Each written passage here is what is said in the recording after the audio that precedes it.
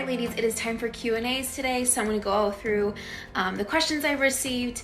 And just as a reminder, these are for informational purposes only and to not be used as medical advice. So if you have any real serious health concerns, please contact your doctor. Okay, so the end of your question got cut off, but I'm wondering if you mean, does the benefits of breast milk get taken away because you're pumping and not breastfeeding? So first, let me just say there are pros and cons to both breastfeeding and for pumping.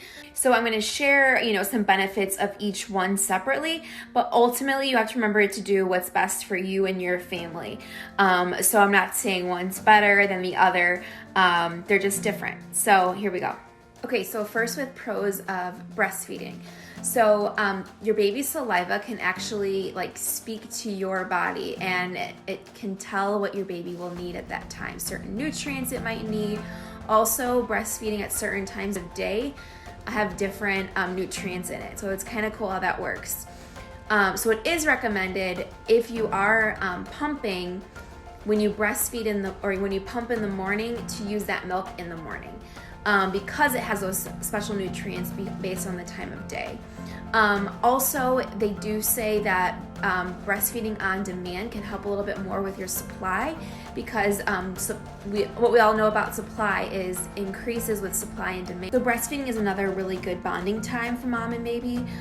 Just that skin-to-skin contact is really great, especially if they're anxious or hurt by something. They might look for comfort in breastfeeding. So now I'm going to talk about the benefits of pumping that are slightly different than breastfeeding. So one is you have a little more control of over the feedings. So as much you can see how much you're giving your baby, you can control the time you're feeding your baby. So the control is there a little bit more. Also, you have the ability to get an extra stash. So by pumping extra, you can store more in your freezer and have more backup. Also gives you more break as a caregiver. So if you want your significant other or a nanny, a babysitter, a friend to help share some responsibility and help feed your baby, they are able to do so when you pump. So there are tons of pros and cons for both. Again, you just have to do what works best for you and your family. Yeah, there's no reason that you can't eat a lactation cookie before your baby comes. There's nothing in there that's artificial or a supplement. In there, it's just, we use oats, bruised yeast, and flaxseed to help with it. So now for things like goat's root and fenugreek and those kind of supplements, those are not recommended to take while you're pregnant. So stick to the cookies while you're pregnant. So the rest of this question was, am I still able to get my supply up? And there's always a chance you can get your supply up. You're gonna have to really work at it and be patient. Try increasing galactagogues, increase your water intake. You're gonna have to try pumping or breastfeeding again. You just need that stimulation right now in your breast. That's gonna help the most. Also, adding a warm compress to your breast before breastfeeding should help as well. Okay, so I also got a couple of direct messages that I thought were great questions, so I'm actually going to answer them on here as well. So I'm going to share them on the next slide, and then I'll answer them on the following one.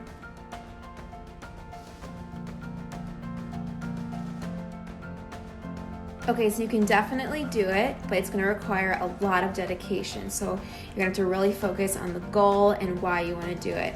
So the big thing is to increase galactagogues, also increasing skin-on-skin contact. So if even just to start slowly, to just breastfeed her and get in a comfortable position, maybe have your shirt off just to have that bonding time, that's going to help her soothe a little bit and get more used to it. And increasing the galactagogues is going to help your milk supply at this time.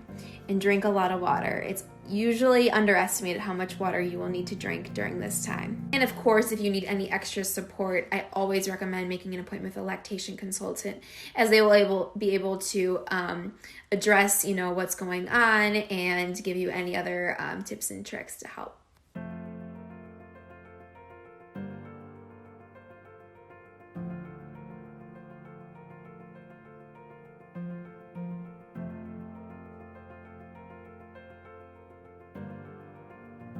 Okay, so for teething while breastfeeding, there's a couple of different things you can do.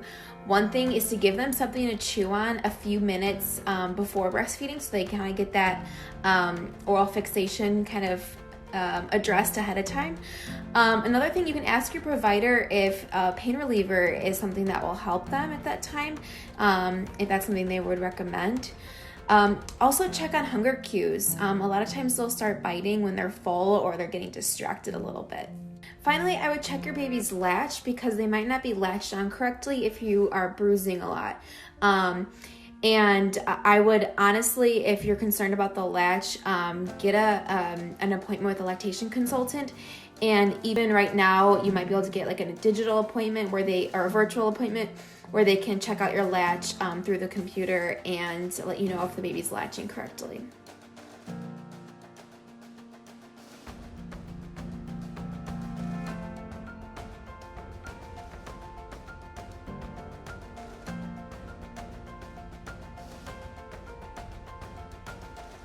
So I've actually seen it both ways. So I would just see how it goes. If you do start noticing a decrease, then you could always add in a pumping session at another time. But as long as you're not seeing it, then you might be fine. If you're not following us yet, be sure to follow us at Mommy Knows Best on Instagram. And remember, if you're watching this and doubting yourself, you are a great mom. So thanks so much for watching, and we will see you next week.